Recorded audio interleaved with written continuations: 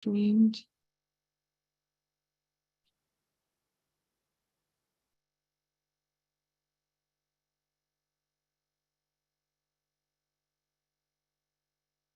I don't think I have to say this. Okay, now what? Now what do you see? I can stop share. Do you see it in Restream at all? Let me see. Can you see it at the same time that I'm seeing it or no? Or what are we supposed to see here? Yeah, I see the live stream. It's like live streaming on Facebook now. Okay. Start webinar. Nobody's in. Nobody's here yet. It's not started, it's still in practice. Oh, okay. Webinar is now live streaming. Yeah. Looks normal to me.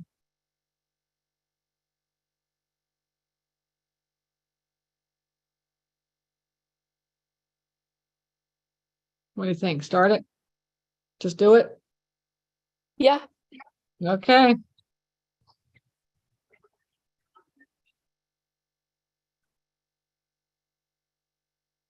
Everybody's coming in. How's everybody doing? Can you guys hear me okay? I saw a lot of people hopping on. Nice to see you. Nice to have you here. Thank you so much for hanging out. Let me spotlight myself here. Okay. Can you guys hear me okay? See me okay? Okay.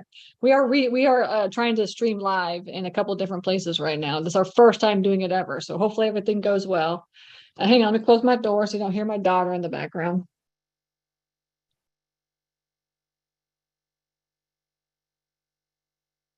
Okay.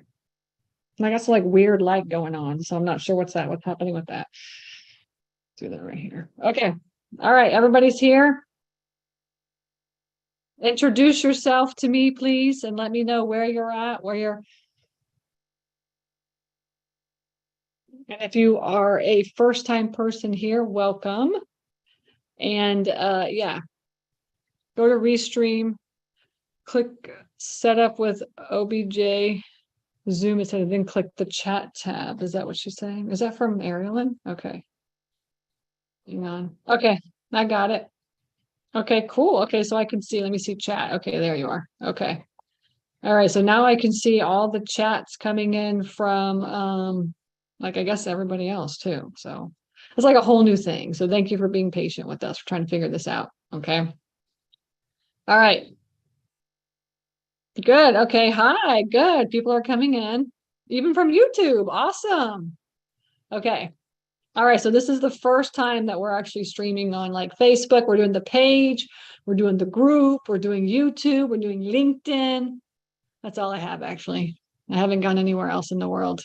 So that's all I got. But we figured we'd give it a try, see if this works okay.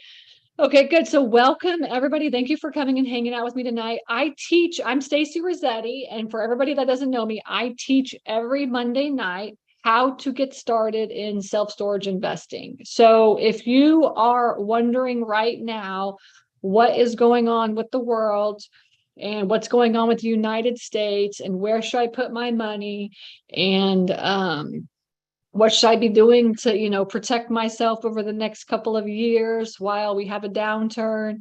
And, all these types of thoughts that pretty much everybody has in their mind. I mean, especially me, I'm having these as well too. So, um, I just want to say that you are in the right spot because self-storage and investing in self-storage is one of the best places that you could be investing in right now. Very stabilized. And yeah, we've got like, price increases and price decreases. And I've noticed over the past like maybe couple of months that, prices of facilities are going down. Also in the last couple of months, and you guys tell me what y'all are seeing in the market if you've been out there looking, but there are a lot of storage facilities for sale right now. There are a lot of storage facilities for sale. I've never seen so many facilities on Crexi or LoopNet. Now, I personally do not buy facilities on Crexi or LoopNet, right? Tonight, we are going to be talking about, the two fastest ways for you to make money in self-storage investing. And one of the ways that we're going to be talking about, obviously, is just going directly to the owner. And if you follow me every Monday night, all of the 13 facilities that we own, because we just closed on a facility today, all of the 13 facilities that we own are just direct to the owner. Okay, so that is where you're going to make the most amount of money, is by going directly to the owner. And I've just noticed, and actually I've seen a couple of students, honestly, I've seen some students listing properties that started with me in my coaching, like started in 2019, and then they're selling them now. So they bought facilities in 2019. So 2019, 20, 21, 22. So like they've had them like 2 or 3 years. And they've listed their properties for sale because they've, somewhat stabilized the properties and stuff, but they listed the properties for too much. And I told them they were too high. I said, this is too high. If you're going to list your property for sale, and that's any property, I would say any property, if you want to sell it quickly, then you should be 20% under market. All right. That's my opinion. What do you guys think about this? If you want to sell a property, and we're going to be selling a few of our storage facilities over the course of the next couple of months. We've been working on, my husband, Pete, is the person that kind of manages all of our facilities. He has been working on really getting all of our facilities kind of up and cleaned up, looking good, so we can sell them. And, and so if you want to be selling your properties, you should be at 20% below what like everybody else is. So if you can't sell your properties at 20% below what everybody else is, then it's not the right time to sell. You should just hold on to your properties. And that's my personal opinion. And so we are definitely going to be selling a couple of our properties because we want to be able to 1031 exchange those next year into something bigger when better deals come on the market. But I watch the market. Actually, what I do is I set up on Crexi. I set up like, emails, any storage facility that comes on the market. I want it to be emailed to me as soon as it comes onto the market, so I could see what it looks like. Now, I've never bought anything off Crexi, but I want to just know like what's coming on the market, what's for sale. And so Crexi, what they do, if you haven't signed up for them yet, is that they'll email you on a daily or a weekly basis. I do weekly, on a weekly basis, to see all the facilities that are coming on the market. So I highly recommend that y'all do that as well too. And I just do nationwide. I just want to know every storage facility that's for sale.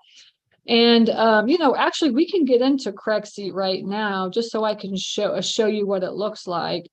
And, bear with me while I try to figure this out. Okay. So, and I have access to Crexi, as an investor. They have an investor, like a, software that you can get into. So let's go for sale. So it'll look a little bit different. If you go to Crexi and sign up, it'll look a little bit different, because the way that I have it, I have an investor account with them is what I have. I paid for that. And if anybody's interested in getting the investor account, then, you email me and let us know. So you can email questions@stacyrossetti.com, and then we can introduce you to Grant, who is my account specialist or what have you. And he can hook you up with the Stacy special, because if you don't go through mine, it's going to be more expensive. But yeah, so all I'm doing is getting into Crexi and just looking up for sale. See, 662 storage facilities are for sale right now in the entire country. I've never seen this many storage facilities for sale. It was always up until like last year. It was like up, it was in the 300s, maybe 400s, but never 600-700 units. That's crazy, I think. Now, while we're listening, can you guys guess how many storage facilities are there in the country? The question of the day, put it into the chat. How many storage facilities are for sale? All right. I'm sorry. No, how many storage facilities are there? Like total, how many storage facilities? Any guesses? All right. So let me see. We're getting 60K. Yeah, good. This is Wendy from New Jersey. Hi, Wendy. And let's see. Let me go on to Restream and see what Restream looks like. And we got a couple people doing, why do you think there are so many for sale? Good question, Joe. Yeah, so like people are just freaking out right now. They really are, and they're thinking exactly the way I am. Why am I going to sell my facilities? Right? So I want some cash for next year to be able to buy some bigger facilities. Okay. I'm moving on up, right? I started with everybody knows I started with little tiny facilities, 100 units, and I'm slowly now moving into bigger facilities, anywhere between $1 million and $3 million. And I also, purchased these types of facilities for the fund. So, so I need some cash in order to be able to do that. So I'm selling some of my facilities. And and the thing is too, and actually this is something that this is like the purpose of this webinar tonight is to talk about the 2 fastest ways that you can and excuse me, that's my dog. All right, she's like super old. All my dogs are. But the 2 fastest ways for you to make money in self-storage, and one of them is obviously going to the owner and purchasing directly from the owner, so that you can get the best deals.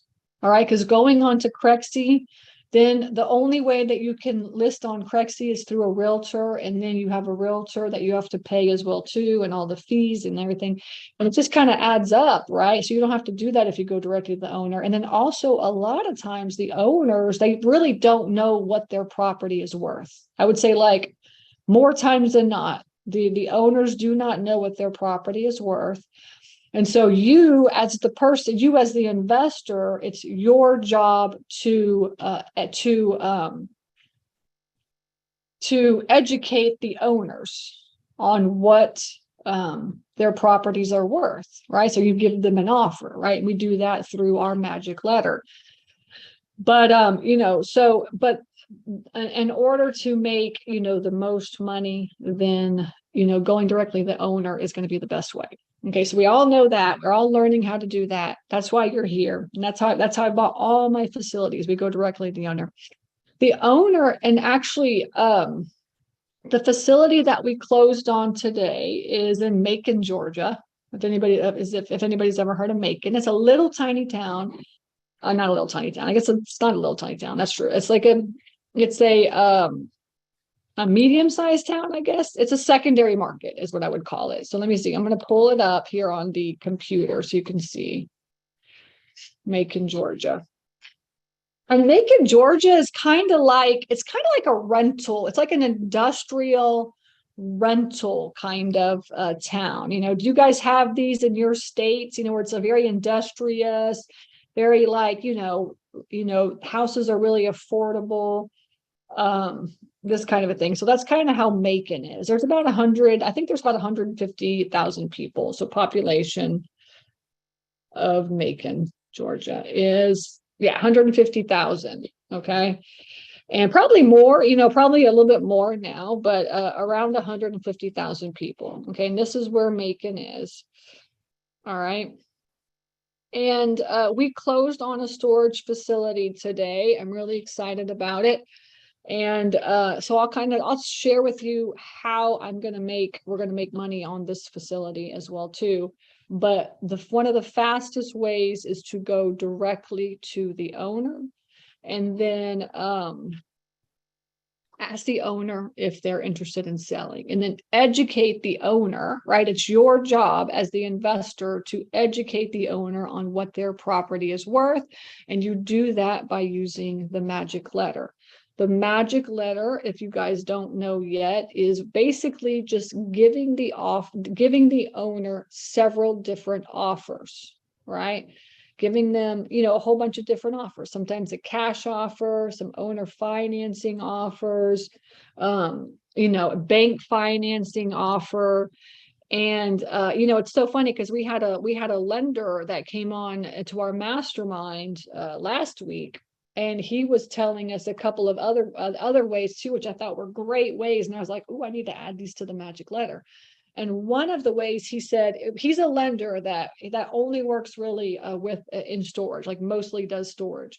And he said what he was seeing right now was two different things. One of them was called like lease to own, right? So storage facility owners or storage facility owners, what they could is they could lease their storage facility out to somebody else if they wanted to sell it, and then they lease it for a couple of years, right? Maybe a year or 2 years for the buyer, for you as the buyer to be able to purchase the facility and run it and manage it, and then run it for a couple of years and then decide if you really want to buy it. Or what you do, and it's a very good way for you to do, it's a very good strategy for you to do something like this if it's a mismanaged facility. If it's a mismanaged facility and it's not worth what the owner wants to sell it for, then what you could do is work out with the owner that you can do what's called lease to own, which I thought was a very, very good, cool strategy. And I didn't realize that you could, it's kind of owner financing, but instead of owner financing, you're not changing the deed over. You're just rent to own is what it is, really, is what it is. So I thought that was really good. So I'm already going to implement that onto the magic letter. If I come up with properties, I can say, look, here's another option for you. I like to give the owner a lot of options, honestly. And then the other thing that he brought up, which I thought was really cool, and eventually I'll get more into these once I'll teach this more and more once I do these strategies a little bit better. And then the other one that he said was to do the owner can do seller financing on on a second. So what would happen is that you go to the lender and the lender says, look, I'm only going to give you X amount of dollars. Like you have this thing, and actually I had a property that I probably could have used this for, and I didn't even think about this, but I had a property under contract for $1.5 million. And I went to the bank, and the bank told me that the property was only worth $1.2 million, and they would finance $1.2 million, but they would not offer finance the 1.5. So essentially what we could have done is we could have got a bank loan for the $1.2 million. And then the other $200,000 or $300,000 on the back end, then you can, on the back end, then you can finance, you can have a second from the owner for that 2 or 3, whatever amount of money it is, but a couple $100,000. Okay. So that was another thing that he brought, that the lender brought up, which I thought was very good. And it's so funny because I was talking to an owner the other day, and he said, I really want to have, I can't even remember what the numbers was. I really want to have X amount of dollars, for the property. And I was like, honestly, it's really not worth that much. I said, the bank is really only going to finance whatever, 800,000, and you want $1.2 million. I said, it's not, the issue is the bank isn't going to finance. And so then I said, but if you're open to it, what if I got a bank to give me the loan for the 800,000, and then you come in and you finance with a second on the other part of it? Would you be open to that? He said, yeah, actually, I would be open to that. And I just ran like that. I literally just learned about that last week. And then I talked to an owner and brought it up, and he said, yeah, I'd do that. I was like, man, that's such a good strategy. So we're also going to add that to the magic letter as well, too. And which is so funny, because then I talked to another guy that hired me as a consultant to kind of run some numbers on a deal. And he had put an offer in for a property. It was like $2.5 million. And then he needs $250,000 down for the down payment. So he asked the owner if the owner would owner finance the down payment to him, and the owner said yes, which is another strategy that I think would be awesome. If you can't afford the down payment, why don't you just ask the owner to owner finance the down payment, right? If it's super big or whatever. So And I was talking to a student today, and she brought that up. She says, I don't know if I'm going to be able to afford like all of the down payment. Do you think that the owner would owner finance it? And I said, yes. I said, that is a great strategy, and you should totally ask the owner. So my point is that over the course of the next couple of years, as more and more of these facilities come on the market, I want you to like, start broadening your horizons on like how you're going to be able to fund these. Because we all know that banks are becoming more and more conservative. Okay. We are running our numbers right now at 25% down and 7% interest. Okay. That's what we're running our numbers at, because we don't know really if we were going to even finance a loan. We don't know where that interest rate is going to be in like 90 days or 120 days. I mean, they could easily raise rates from now until March. We know that, right? Because this is what, Jerome Powell is saying. It's like through March, possibly. And then we'll just hold it stable. And then they could keep it like they could keep raising the rates and then hold it stable for a year, right? I think really honestly, something like that's going to happen, right? So we need to be running our numbers at like what we're going to be paying in interest, in like, the time that we're actually going to be closing that. And I keep telling my students this as well too, and my virtual assistants, this is how we're doing it. This is how we're running numbers. Now, obviously you can go and you can get an SBA loan, right? And you can, you can put, everybody thinks that you could put 10% down for SBA, but in the end, I would really calculate 15%, because I feel like I've seen a lot of students getting SBA loans and they always say 10. And then like a week or two before closing, they come back and say 15%. They always do this. So I would say, especially if you're a newbie, because the lender that came in and talked to us at the mastermind, he said newbies are really hard. Like they're not going to do 15, they're not going to do 10%, they'll do 15%. Right. So so run your numbers. If you're going to do an SBA loan, you run your numbers at 10 or 15% based on the experience that you have, but still the interest rate is prime +1. And we've seen now prime +2 and prime +3, right? Depending on your experience, like, with SBA. So you want to be really careful with that. So, and then you go to a conventional bank and it's 25% down and 7% interest. Okay. And so you just want to be kind of leery about the financing, the financing that's coming up over the course of the next couple of months. And so going on to Crexi and finding deals, you want to make sure you're running your numbers, especially if they're running them high. You want to be running your numbers at the correct number, right? At the closing table, for the closing table. And so, one of the fastest ways for you to make money in self-storage, in my personal opinion, is going directly to the owner and then giving the owner lots of options. All right. And I'm going to be talking about creative deal structuring more and more over the course of the next like 6 months to a year, because this is what's going to really start happening. And actually, I started in real estate in 2010. And I did rehabs is what I did. So for 5 years, I did rehabs. And then I got pregnant with Lillian. And then that's when I moved over to storage, because I wanted to stay home with her and be with her. And but those like in 2010 and 2011, 2013, like those years, right? If you think about it, I don't know if anybody has been investing in real estate since that long. But in 2010, 11, and 12, there was not a lot of lenders out there. I mean, they had all gone bust, right?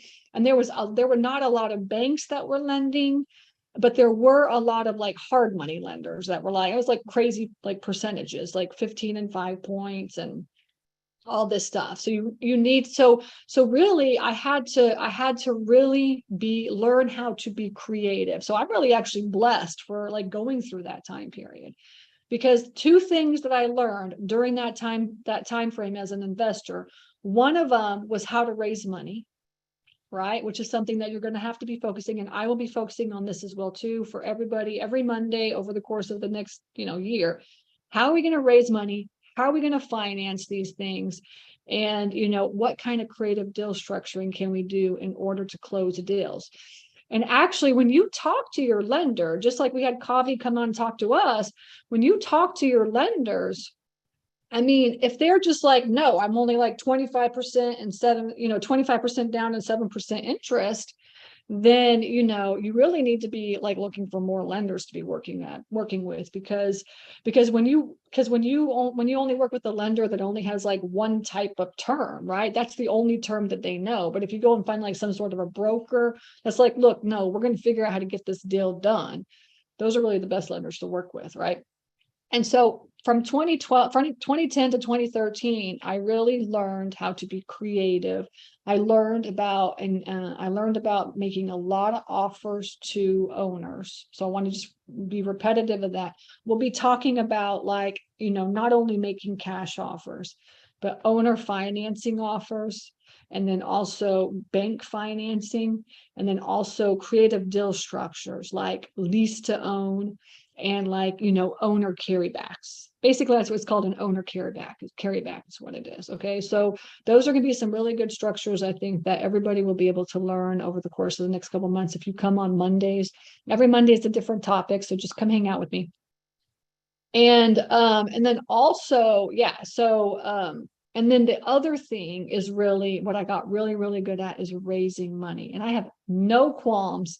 I have no qualms at all with asking people for money. Like, I mean, because I had to close on this storage facility that we closed on today. And all the last 2 weeks, I was like, who has $50,000? Who has $50,000? And I was just emailing everybody I knew and just asking them for $50,000. And $50,000 seems like a good amount of money for people to, they're like, yeah, I can do 50 grand. When you start asking for like 100 grand or 200 grand, and they're like, oh, well, I have to really like, look into this, and I have to really like analyze it and stuff. But a lot of people with 50 grand. So just keep that in mind too. I think 50 grand is the magical number. And with private money. But yeah, but I learned how to raise money, and basically raising money just means like asking people that right? Asking people that whether or not they want to like lend you money or partner with you. And we'll get into that as well too over the course of the next 6 months, because it's going to be super important for you to learn how to raise money. Commercial real estate is expensive. All right. So you could do one deal and that's it, because you don't know how to raise money. Right. And the truth is like projects are, things are getting more expensive. Right. And then Steve asks, how many lenders can be part of one deal? Right. So you can't like, so you can't put a whole bunch of non-accredited investors together. Right. The SEC does not like this at all. But you can put, a couple of people together that that know you and trust you, right? So you can't go ask strangers for money, but you can ask people that know you and trust you and like you, right? And but you can't, so a couple of them is good, but not a lot. So for instance, say if you could put 3 or 4 people that have 50 grand in it, that's like a $200,000 down. I'm partnering right now with the students. And there's 4 of us in that deal. We all gave a little bit different amount of money, but we partnered, and then we created a company, and that company that had the down payment. It was a $3 million property, but that company had a down payment enough to make for a $3 million property. Okay, hang on, I'm gonna let my dog out. He's whining. Come on, Jude. Go outside, please. Okay. All right. So, yeah. So, yeah. So somebody's asking, I'm fairly new to this. This is my first time with this. Perfect. Okay. What's the cash on cash we usually get on storage? So we shoot for us personally when I'm looking for deals, and all of my students, when I train them. Actually, are there any students on here that can answer that question? What is the cash on cash percentage that we look for when we look for deals? I don't know if there's any students on here. Put it into the chat. All right. What's the cash on cash? Steve, you're not one of my students. Jason, okay, good. Everybody's guessing. What cash on cash do you want? So Steve is like, I want 20%, right? I would love 20% too, honestly. But Chris is a student. Good. Thank you. 10%. So we shoot for 10% cash on cash return. That's cash. It's if you pay cash. And obviously you'll get more money if you go to a bank. If you leverage your money, then you want more money. Right?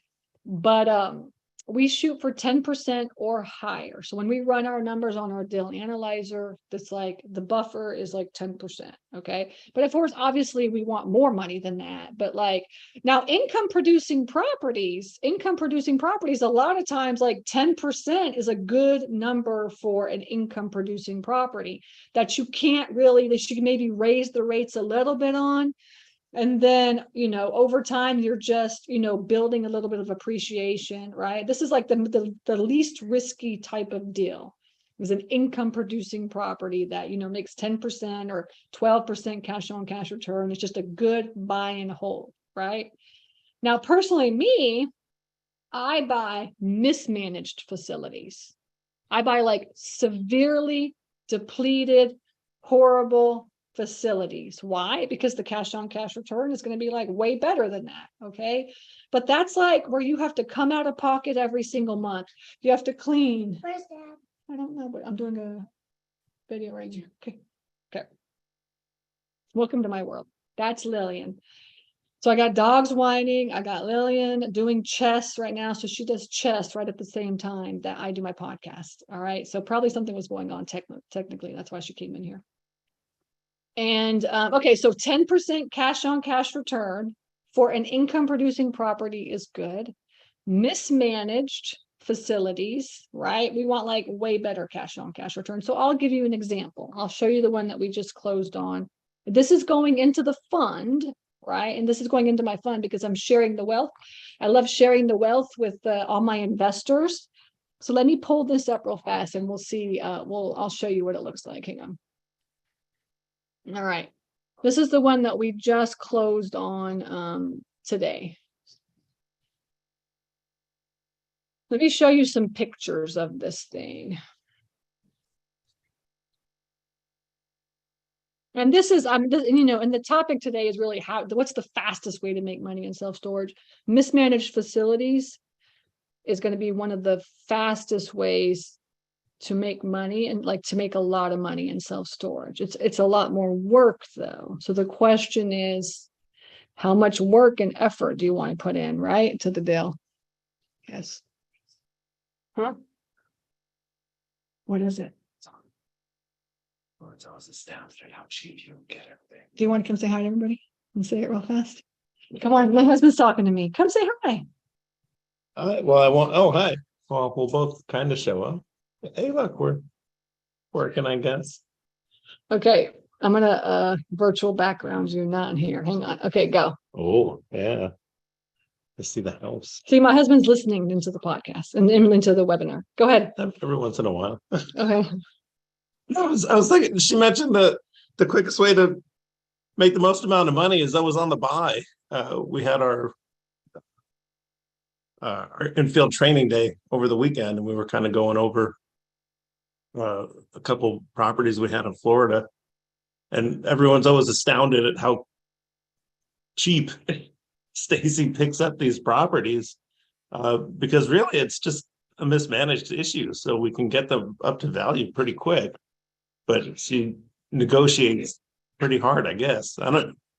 She's really good at what she does. Smooth talker. She's a smooth talker, yeah, for sure. Well, I'm gonna show them Max to give them an idea. But yeah, it's definitely on the buy is where you make your money. I mean, she's at least triples the value in under a year just by managing it correctly. That's all I wanted to say. Okay. Everybody say hi to Pete. Okay. Okay. So let me go back to my virtual background so you don't see my ugly curtains and stuff here, or my older curtain, not ugly, but older curtain. They're not even ours yet. They're not, yeah. Okay. So here you go. Let me see. So I'm going to share my screen and I'm going to show you pictures of Max. This is the one that we just closed on today. So this is what it looks like. So this is like the blue color. Let me see if I can go. And then you can see back here, it was not painted blue. And this big building right here, this is like a big warehouse actually that somebody could be renting out, but it's just like filled with crap and stuff is really what it is, right? So this is what it looks like. And you can see this building was never painted. These two buildings back here were never painted. He started painting it, and he was also he's very, you know, he loves his sign. He worked really hard on this sign right here. Okay. Essentially what we do is we buy the ugliest storage facilities in town is what we do. Okay. So here's what it looks like. Okay. And let me show you oh yeah, this is it. Yeah. So, this facility is right here, and you can see there's a long, like a building right here. This is like a big building. Here's another building. Here's building. There's like 7 or 8 buildings. There's a lot. And guess what? It's on 6 acres. 6 acres of land. So this all back here is all included. And it actually it comes out on this. So we could actually make another, you know, entrance if we wanted to. It's like over here. This is huge, big property, 6 acres. Okay. This property right here is for sale for $1.7 million. Okay, this one right here is for sale for $1.7 million. I don't know how many units it is, but the owner told me that it's only 10 feet. It's only 10 feet. This one's 15 feet. So it's kind of squished together a little bit too. And we got lots of room on ours, right? And let me see. And yeah, so this is one parcel of land. This is one parcel, and then this parcel right here is also included as well. Okay. So that's all this. Let me see. So that's what it looks like. So let me see here now. Okay, so let me pull up the Dill analyzer real fast. All right, and then we'll look at the number so I can just show you kind of what I'm talking about. Here it is. Hang tight with me for just 1 second.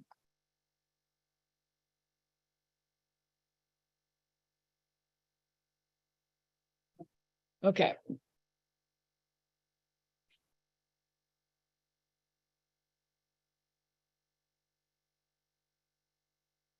Let's see if we can figure this out here. Okay, yeah, this is it right here. Okay. So this facility, remember I showed you the picture, is actually 171 units. It's 171 units. All right. But he only has 92 units that work. Okay. And so the other, like whatever it is, less than 80 or whatever, 80 units, the doors are broken and the latches there's something going on with that unit. Okay. So again, like I said, it's 171 units, 20,000 square feet. And he's only making $14,000 a year. All right. So he's not making any money. He's making $1,000 a month is what he's making. The 92 units are at 15,000. So I mean, 14,635. Okay. And we added $200,000 in CapEx. All right. So obviously it's not worth, you know, if you run the numbers, it's not worth anything. And typically I buy my facilities at -2 caps all the time. I buy my facilities always at like super low cap rates and negative cap rates, because what that means is that the company's just not making any money. You know, it's not. I mean, he has 171 units and he's only making 14,000. He really has 92 units that he could rent out and he's only making $14,000. Okay. And so this is what I consider a very severely mismanaged facility. Now it needs a lot of work, right? New doors, clean up. I mean, it's going to take us 18 to 24 months to, clean this thing up and start making some money on it. And this is what I tell my investors. But once we get it cleaned up, just the 171 units is worth $2 million. Okay, just the 171. I mean, once we get the 171 units filled up, we will have to, and then on top of that, it's got all the acres, the 6 acres, right? So both acres are like, both of them are like 3-acre lots. Okay. And then it's got the warehouse as well too, that we can clean up. Let me see if I could go back to this real fast. And then it's got a whole, like a huge big space that you could do parking as well. This whole area, like in the front, is this massive, huge space that you could do parking. And also there could be parking down here in the back as well too. And if you wanted to add on and clear on, you could clear up this area, you could do that as well too. Okay. So lots of opportunity in this deal, but it's severely mismanaged, right? And anybody could really buy this deal. It's only all in at 550 grand. I mean, it's not a very big, large deal, but 550 grand for 171 units is a very, very good price, right? Very good price. So in 18 months, we'll make, $1.5 million, right? And then in 18 months, we'll decide, what we want to do. We want to refi out and then leverage that money and go buy another facility, or do we want to just pay all the investors back and then everybody can just reap the rewards? Okay. And the cap rate, actually, somebody's asking about cap rate.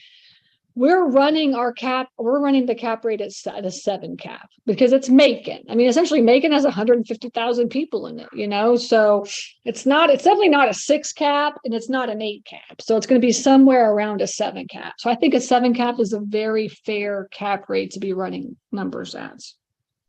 Now you guys all know that when you buy a facility like this, it's going to take a lot of work, a lot of effort, and your risk level essentially is, it's a different type of risk level. You have income producing properties. A lot of people just want to buy income producing properties. They don't want to do their work. They just want to make cash flow, right? And a little bit of appreciation on the back end. And there's nothing wrong with those. And those are everywhere as well too. The type of facilities that we buy are the ugliest facility in town. And then what my husband does is he stabilizes those properties.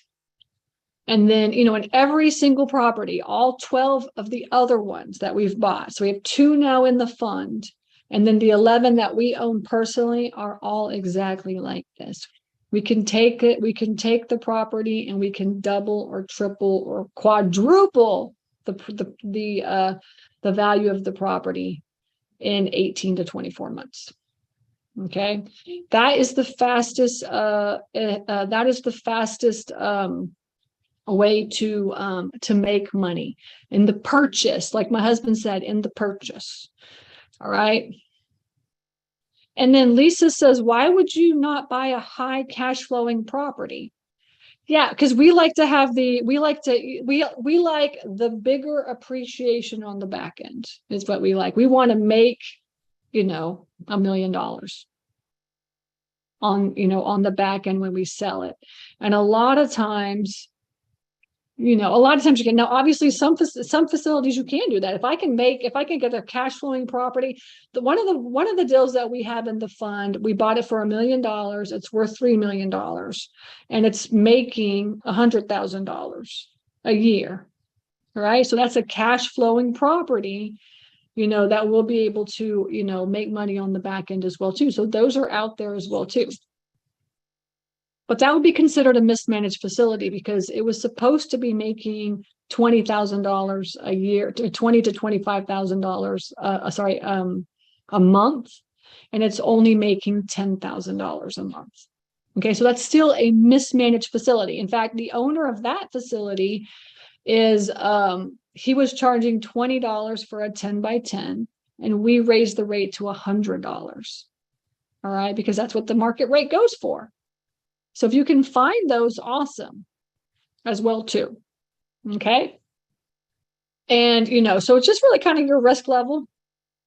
Okay, let me see. Anybody else? Let's see. And then let's see. Let me get into Restream, and I want to make sure I'm not missing any questions in there as well too. So that's 180 units. Tall W says, yeah.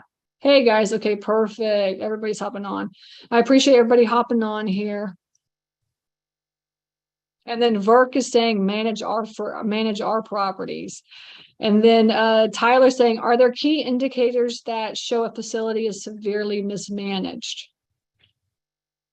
Well, I just went over the deal, right? Actually, I mean, how much money is it making versus like what the average price per square foot is and what the average price per square foot could be, right? That's really kind of the key. And so just keep that in mind, so what's the average price per square foot? What is it making right now?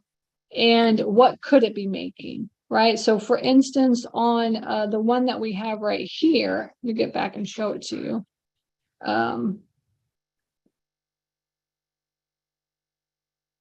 Right. So max, you can see that it's at 66 cents a square foot. And it should be at 78 cents a square foot. And actually 78 cents a square foot.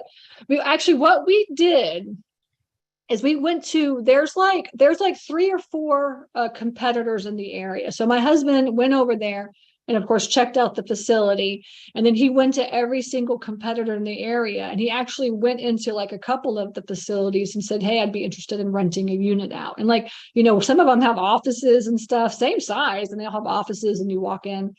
And then everybody was at like between 85 to 90 cents a square foot. And as our competitors, right? So we decided to be at 78 cents a square foot because we wanted to be more competitive. So we ran our numbers at 78 cents a square foot, but you can see the price difference. You can see that here, right? And doing the competitive analysis is really important so you could see what you could do. Okay. I see some more people in chat here.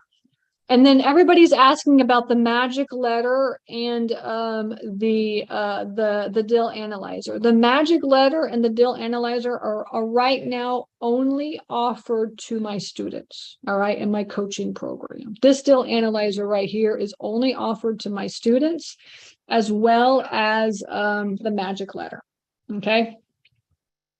So I may change that in the future, I'm not sure, but for now that's it. Now the course, the Super Simple Self-Storage course, does have a deal analyzer in it. It's almost exactly like this one, except for this one has a couple more tabs on it. This one you can do owner financing on, and the other one you cannot. And actually, up until just a couple of months ago, everybody used that. All my coaching students used the other deal analyzer. So I haven't quite released this to the public yet. All right. I'm having all my virtual assistants use this deal analyzer. I'm having all of my my students use this deal analyzer, and maybe later I might release it to the public, but I want to make sure everything's perfect first. Okay. So you have to hang on. That'll be like next year sometime, or just get the deal and get the course, and you will have the deal analyzer in there. It just doesn't have the owner financing section in it. Okay.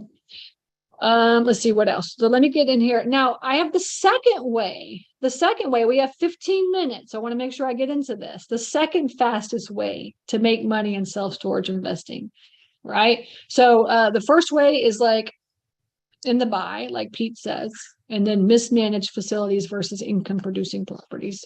And then the second way is wholesaling. Wholesaling self-storage, y'all. That's where it's at. Okay.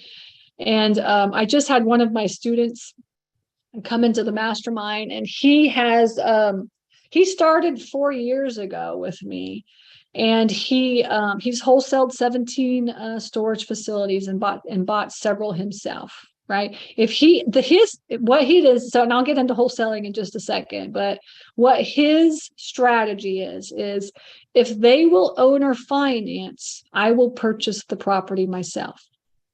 But if they don't owner finance, then I'm going to wholesale the property, which I think is a very, very good strategy. Right. And so for a lot of you, especially if you don't have any money right now, you're listening to me, you're like, oh my gosh, I don't know if I can do this. And this, Stacey says everything's expensive, which is true. It is expensive. Then what you can do is you can wholesale self-storage. Okay. In my course, we have a whole section on wholesaling self-storage. Essentially, what that means is that you are the middle person between the buyer and the seller. Right. So you go out and you talk to owners, just like we talked about at the beginning of the session. And you get the owner to put the facility under contract.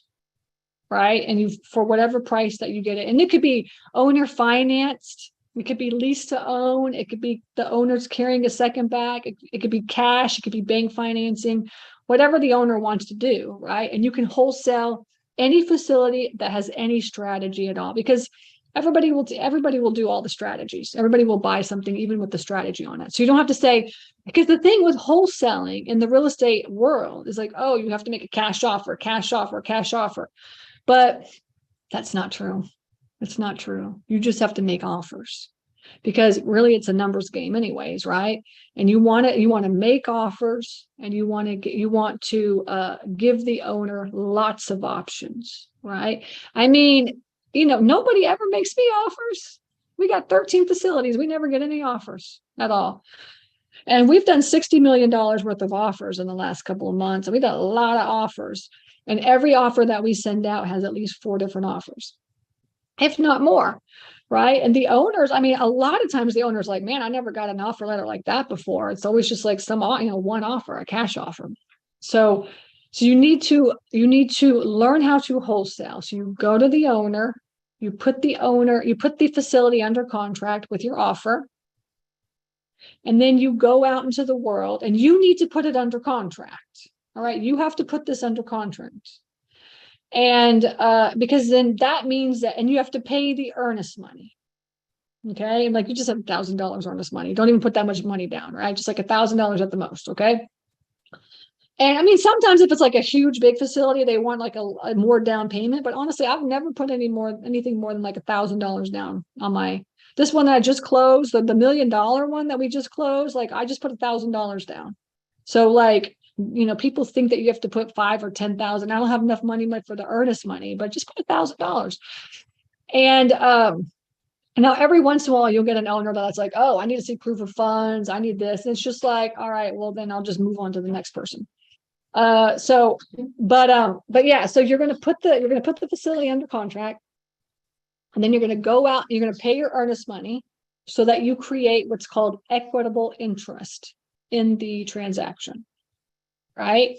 Because as a wholesale, the only way that you can sell and market property is if it's your own property. And the only way that you can market, like, somebody else's property is if you have equitable interest in that property, right? Like as a realtor, you just, have them sign a contract and you have a license and then you can go and do it, right? But as a wholesaler, you have to have the property under contract. Okay.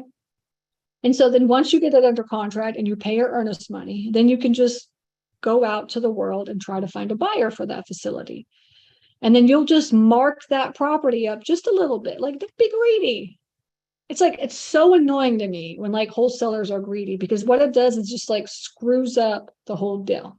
And then you end up not selling it in the first place. Right. So if you can make 25 or 50 grand, then you should be like so happy. Right. And you mark it up just a little bit so that you can make some money on that deal. And then you sell it to the person that wants to buy it. And then they basically put it under contract and they purchase it.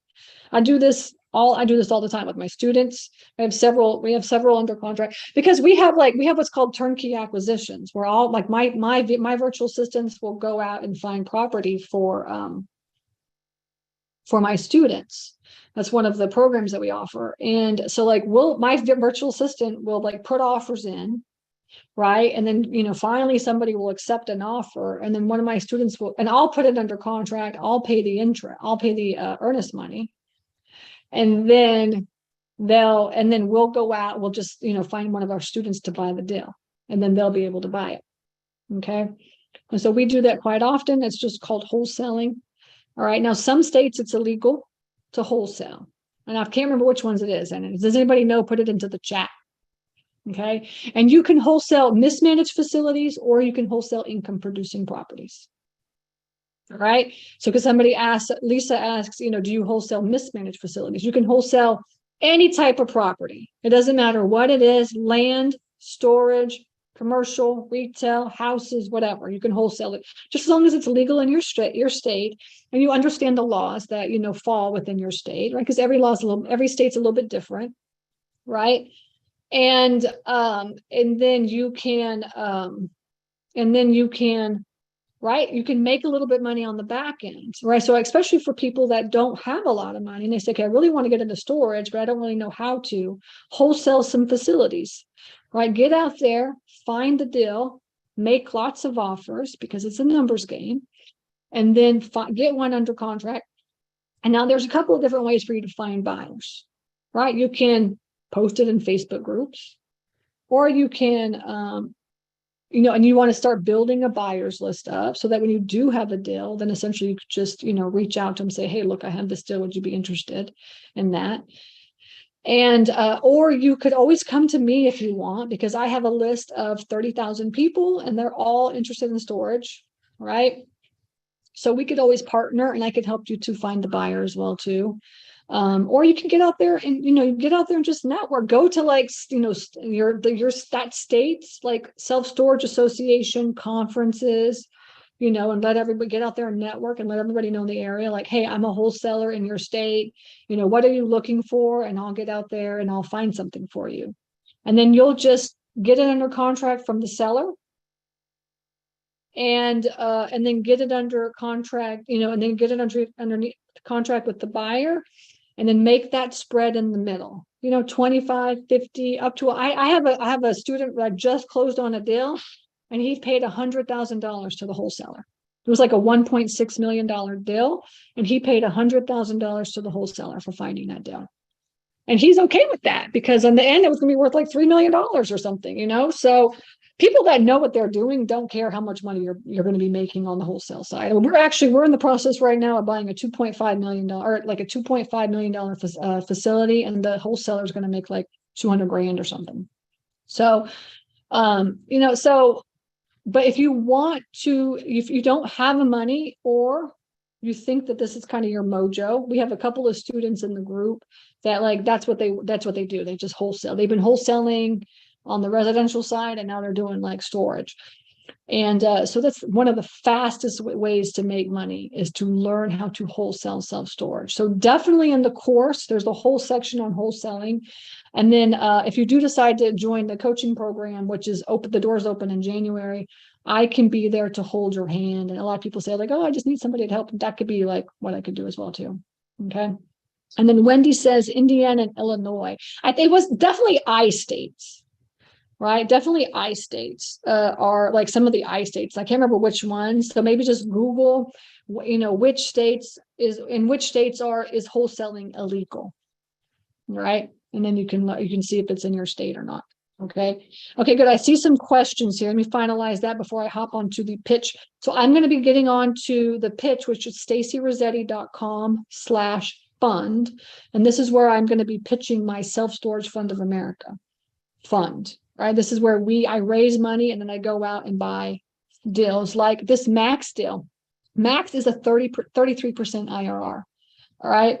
And so we're going to go over the pitch. If you're an accredited investor, make sure you come hang out with me on the pitch, listen in. Okay. So stacyrossetti.com/fund.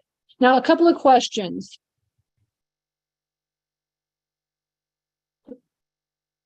Yeah, so Wendy says she has the course, she's going through it. You do have the Deal Analyzer in the course. So go to the Deal Analyzer video, and actually all the templates in the course are just underneath that course. So for instance, like the due diligence, there's a due diligence video that I go over due diligence, and then I'll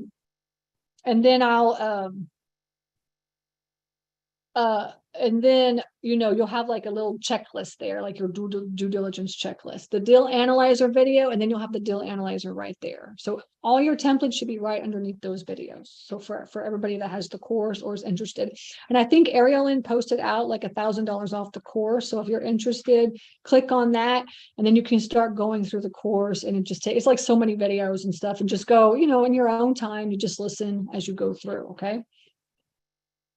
And then I have not added the magic letter yet to the course, but I will be adding that. Okay, I'm going to try to do that before Black Friday, but I'm not 100% sure. It's like time, but I will be adding a video about the magic letter, and then the magic letter to the course. And if you buy the course now, then essentially all the updates, because we've been updating the course as we kind of update all the videos and stuff. So we just added all my case studies in there.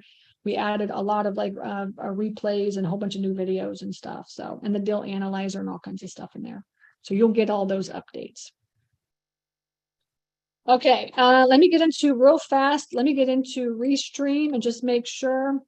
We have Todd is saying, how many days due diligence do you ask for when you're wholesaling? So we do, we do 60 days of due diligence, and then 120 days of close. And another thing that we do as well too is we ask for a 72-day financing contingency. 72 days. So it's 60 days due diligence, 72 days of financial contingency, and then close in either 90 or 120 days. We try to push for 120 days, but if we don't, then we'll do it to 90 days. Okay. Good questions. Okay, what else? Why should we go with cap rate or price per square foot when buying the property? Oh yeah, so storage is really honestly about price per square foot. I know a lot of people in the commercial world, they think about cap rate, what's the cap rate, what's the cap rate? But the truth of the matter is that really, what's the price per square foot now, and what can you take it to? It's really what you should be looking at. And then another thing that you should be looking at is really demographics. I mean, is it a growing economy? Is it stable? You don't want something that's like just going down, people are leaving, but you want to have like I always tell my VAs -1% plus, because a lot of economies, honestly, over the past like 3 years, they're just like totally, like the growth and stuff is totally screwed up because they like moved out and then they went back and it's just like me. So I just say like -1% in the last year, but maybe over the course of the last 3 years, it's been growing or something. You do want something, you want a growing economy or a stable economy within that area that you're in. Okay, we've been looking at that quite a lot lately. How does your property and pricing compare to the ones for the sale near your new units? I'm not quite sure what you mean by that, but we do an in-depth competitive analysis, all right? In-depth competitive analysis on all of our property. We look at everything, every facility that's near us. Okay, that's what we do. And we look at like what they're charging versus what we're charging. And then we take the average of all those, and then we use that average as the number of like the value add that we can get to. Okay. Okay, good. And then Teresa was asking about the fund and the 50K, or actually the 50K. Yeah, so you would, like I already said, that you could start a company. If you said, okay, give me 50K, and you have 3 people or 4 people, and that's 200,000, then you would create a company, and each of you would be divided based on how much you could put into that company. That would be your equity split. And then one of you would be like, the boots on the ground person or the asset manager, or you'd have to come up with that operating agreement that kind of shows what everybody's going to be responsible for. Okay, good. Awesome. All right. Well, I think I answered everything. So it looks like Restream worked great. And now we're streaming like in LinkedIn. We're doing the Facebook group, the Facebook page, YouTube. So I appreciate everybody listening and hopping in. And I'm here every Monday night. So if you want to hop on, it's a new session every Monday night. Okay. And I appreciate you guys hanging in there and listening, but I'm going to jump onto the fund right now. Okay, so stacyrossetti.com/fund if you're interested. All right, take care. Bye.